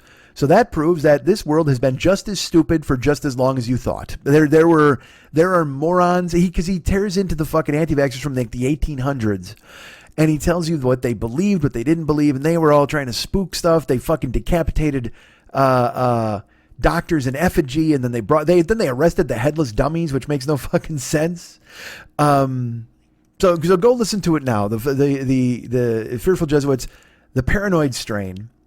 Again, remember, please, it spoils Endgame. I'm going to give you just a couple of phrases that you should remember when you're listening to the show. Tantra and Melchior. Go ahead and listen and find out. It's a little matching game. Malaria by a Mile, which sounds like a fantastic fucking nature show. But that's a phrase you'll be looking for. And Istanbul and Constantinople. You'll be looking for that as well. And I have to share this with you. This is clearly his most personal show. He gets actually angry because this hits home. It endangers, anti-vaxxers endanger us all. But if you have children, then it endangers your children. And of course, our friend Fearful Jesuit has a young one that he doesn't want to see falling prey to people and their stupidity. So certainly his most personal show. And I will tell you, there's far more pus talk than I look for in a podcast. There's way, way, way more pus talk than I've ever wanted to hear in a podcast. But it's there. And it's waiting for you right now in the iTunes store. Anti-Vaxxers, the new episode of our good friend Fearful Jesuits podcast, The Paranoid Strain, available now for download. Put it on your machines, wherever your machines are sold. Listen to it on your iPod vagina. And I'll tell you what, it is just like listening to a fucking history. I can't even, I didn't go to college, but this just seems like an instructional fucking podcast, along with entertainment and fun and music drops, and it's just damn good work. So go listen to The Paranoid Strain, available now in the iTunes store. Please, please, please download it. Please, please, please contact them, paranoidstrain@gmail.com. Write them a note and tell them, hey, we love the show and Mike told us to download it, and so by proxy, you should love Mike. And that'll keep him on board and have him continue to fucking sponsor the show. I'd appreciate it. Why not? Hey, I do cameos. Did you know that? As a matter of fact, just before this show, I did one. After my voice was fucked, probably because I was streaming and screaming, as you know. Voice was fucked and fried. But I had to do a cameo. I have another one pending. I have a couple more in the pipeline here. Thank you, everybody, for thinking of me and having me involved. I will tell you this. Most of the time I do these, it's for people that are friends of the show or listeners. You know what I mean? So everybody I've done them for are for people who know me. But then, like I said a couple of weeks ago, somebody hired me to do one for basically a porn star, and I did one for her. And then somebody else just recently hired me to do one for people that I've met, but I don't know. They wouldn't remember me clearly. But and that's always awkward because with the other shows, I just kind of let loose, man. I fucking go both barrels and I talk about this, the show, every other thing because you're kind of familiar with me. When it's just them hiring me to talk to somebody I've never met, I do the same thing, but I always wonder how it's going to be received on the other end. Because if it's somebody just going, who the fuck is this guy? Someone not predisposed to like me, I always wonder. But you know what? Let's find out together. Book me for your cameo, buddy. Have me tell all your coworkers that they're the best. Have me tell your boss he's the fucking worst. Whatever you want me to do. I can do nice cameos. I can do roasting cameos. I can do mean cameos. I can do friendly cameos. I know our friend Eddie Pepitone is on cameo. Last night, he put our friend Lizzie Cooperman put up a video on Snapchat, and it was Eddie Pepitone, and he's like, I have 14 cameos to do. And she's like, you have 14 fucking cameos? And that's what I aspire to. I would love to be doing cameos all goddamn day. So why wouldn't you hire me? You can put the Cameo app on your phone or go to bookcameo.com and check it out and hire me to do whatever the fuck you want. For graduations, Halloween's coming up. I can say boo at somebody. Why the fuck not? Hire me for Cameo. I'm the best. The best. The best. The best. Was that the Karate Kid song? You're the best. Maybe. Who wants to drive for Uber or Lyft? You? Use my code. Uber, DJZW1YTTUE. Lyft, Mike 720057. All lowercase for Uber, all uppercase for Lyft. MIKE 720057 for Lyft. DJZW, the number 1, YTTUE for Uber. Use them if you're a first-time rider. I'll get a fucking ride for no good reason. And use us for if you want to be a driver. And then I'll get a spiff of some sort. And if you've signed up and you're thinking about it, why not do it and get me that spiff so I don't have to keep checking? I don't really keep checking. If you sign up, great. And if you wind up driving, that's also great too. So thank you for thinking of me. So drive for Uber and Lyft. Hey, we got a YouTube channel. Go check that out. All the podcasts are archived there. There's some stand-up. There's other stuff coming soon in the future, as we talked about. So go to MikeSchmidtComedy. Ooh, no, don't do that. Go to youtube.com/the40year-old-boy. And or put in my name, Mike Schmidt. You'll find me, and there's all sorts of stuff. There'll be Twitch clips coming. Really cool, fun, amazing. It's my own TV network, and I've not programmed it. I'm waiting for my Grease remake to be fucking greenlit that I just came up with in 15 minutes ago. I've put it out there into the ether. We'll see what happens. So I've mentioned the Paranoid Strain. Go ahead and get them. There are sponsors. Have I mentioned Amazon? I have not. Go to MikeSchmidtComedy.com. And go to the merchandise page, which is the Joe Business page. Click on the Amazon link, and hey, man, we get money, they get money, you get stuff. You're in their shop, and you're doing great things. You're floating around doing cool stuff, and you're making it happen. You're buying things and bringing them home, and we're getting a taste of the gig because you're going to Amazon anyway. We all know this. It doesn't cost you anything but time. 10 fucking seconds. You go to MikeSchmidtComedy.com, click on merchandise, click on the Amazon link. Boom, you're shopping, and we get a taste of it. Thank you so much for thinking of me. I appreciate it. If you haven't thought of me yet, the fuck are you waiting for, man? I'm pitching out fucking Uber, Lyft fucking codes and Cameo. I'm a side hustle king. Until I get my shows greenlit, I need to be doing this, and I need to be making money through you guys. So please use the Amazon link. We get money, they get money, you get stuff. Go to MikeSchmidtComedy.com, click on the merchandise page, and then click on the Amazon link that's floating there on the wall. And then when you're shopping, I get a taste of the gig. That's pretty cool. Hey, Patreon exists as well. I have a Patreon. It's I go to Patreon. I believe it's Mike40YLB. But if you just put patreon.com and you put Mike Schmidt in there or 40-year-old boy, you're going to find me. Go to the page and become a subscriber. That'd be fucking perfect. I'd appreciate it very much. It keeps this show afloat. Keeps me afloat, honestly.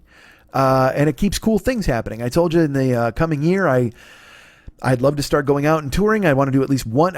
Ideally, I would do 2 shows a month. But if I could do 1 show a month on the road, I'd be very happy. Go around a theater in a city and come out and do some time and have fun.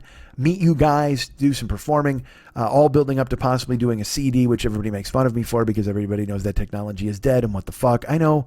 And it's so funny because in my brain, I'm like, I want a living record of what I've done of a tour. But I'm like, you could just fucking record it and put it on here. I mean, I have a living record of my life for the past 12 fucking years. And essentially the whole 52 years, it's just in podcast form. So fuck. Thinking I need a CD, which it's mainly about the artwork. I love the artwork that David comes up with. And then having a CD is, it's a cool thing to say. Hey, I got a CD. Until you haven't done a CD in 6 years and everybody's like, you gonna do another CD? And I'm like, oh, damn it. I'm supposed to. So like I said, the Patreon page helps that sort of stuff come to life. Like I said, I want to go on the road. I mentioned Ireland. I'm booked. I'm going to be in Ireland April 29th through May 11th. And I'm there, and I'm planning on doing a show in Ireland, and I would love to get to England to do a show as well. And, it's a work trip. I mean, I'm going to do what I can to go see fucking Meadows and drink Guinness or whatever the fuck I got to try. I've been told when I'm there. Eat some fucking boiled beef or whatever, but I want to perform. I want to perform in Europe, and who knows, man? Do I think that'll open up a fan base? Other people go to other countries and get big or whatever the fuck. I'm not planning on getting big. I just want to do this and make a living at it. I just want to fucking I don't want to survive anymore, man. I'd love to fucking go on the road and thrive and see you guys and do shows. And yeah, I know, boo-hoo, whatever the fuck. You're very nice. Thank you. But I mean, I want to do it. So become a patron at Patreon. That would really help me toward my goal. And all the cool things, using the Amazon link, anything you do that brings a penny into this fucking show, really helps, man. It's like I said, keeping me afloat and keeping plans. And I didn't fuck around. I booked Ireland. I'm going to be there. I mentioned the t-shirt thing last week. We're working on that. And, I'm excited, man. I'm excited to see what's going to happen. And the worst thing is like when you cost yourself money, because that's the thing nobody likes costing themselves money. Is there anything worse than when you do something fucking stupid and you cost yourself money? This happened. I went to fucking Shannon a couple of weeks ago, 3 weeks ago. I'm telling you because I saw her again this week. But, I have to pay Shannon clearly. So, I should just, and she takes a check, which is fucking ridiculous, man. How come I can't, let me Venmo you for my brain? Can I do that? But she doesn't do it, and I get it. It's for her records, and that's the way it works. So I got to pay with a check. So, the thing is, I go to the gym at 10 in the morning and I work out to like 10 after 11, quarter after 11, because we're trying to bust it super quick. Then I got to come home, shave, shower real quick and get to Shannon in 45 minutes. So a lot of times I'm on the run and I'm hustling. So I reached in, I grabbed my checkbook and I went to her fucking appointment. We had a great one. We sorted some stuff out, peeled the onion a little bit, cracked my head open, wrote her a check, walked out of there. And then it was funny. I was with my buddy Justin, who was in town, and we went to have lunch, and I got a notification that I had bounced a check. And I went and looked, and all of a sudden my account was like fucking, I didn't even want to get into it. But I'm looking, and I'm like, I haven't spent any money at it because I have a work account and I have a business, a home account. I'm like, well, I haven't used the fucking work account. I mean, I use it for certain things, but I hadn't used it yet. And I keep a certain amount in there, whatever the fuck, you don't care. I knew where I was. I was fine. And then I looked at it. I'm like, how the fuck did this happen? And I go in, I sign in. And in my haste to get out of my house after shaving and showering and get to Shannon on fucking time because I don't want to make her wait for me because, fuck, I'm an idiot. And I'm not an idiot. Be kind to yourself. I made a mistake. But I grabbed the wrong checkbook. And I wrote her a fucking check on my work account. And dudes, there's nothing worse than losing money. Okay, let's talk about that. Bullshit. Losing money is fucking terrible. Okay, but there's nothing worse than losing money that you didn't have to lose because you made your own fucking mistake. And I feel like I've told the story on this fucking show a million fucking times where I stepped on my dick and I cost myself cash, and it happens all the fucking time. And then you're just like, why? I'm 52 years old. How the fuck do I make these mistakes? I know the blue checkbook is work and the gray checkbook is home. That's what I know. There's no fucking reason to make that mistake. But sure enough, because I was hustling, I'm in a hurry, I read her the fucking check. Even on the check, one says my name, one says Throat Punch. I know that, but yet I bring the fucking check. I read her a check on Throat Punch, and Jesus Christ, there's nothing worse. You cost yourself fucking money, you spin yourself the fuck up, and it cost me like in the end, with the fees and everything else, it costs you like fucking $60. And I can't be spending $60 fucking dollars. It's like when you get a parking ticket and you're like, oh man, $60 fucking dollars because I parked in the wrong air. Jesus fuck. You want to kill yourself. You want to just jump off a fucking bridge or take your car and run over a fucking meter maid and just go, really? Really? You're going to cost me $60 fucking dollars because I parked in the wrong fucking air? It's air. It's earth. Don't fucking do this. Parking's a racket. Meters are racket. What the fuck is wrong with you? How would you put me through the fucking ringer like this? I can't believe it.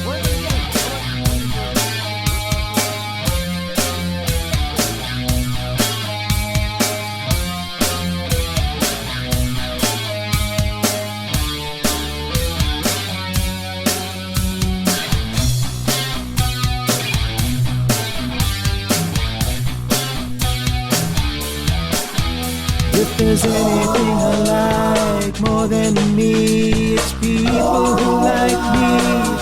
I love me, but if you love me, I love you. 'Cause you know why we both love me. How great am I? Let's talk about that for a while. And by while, I mean forever.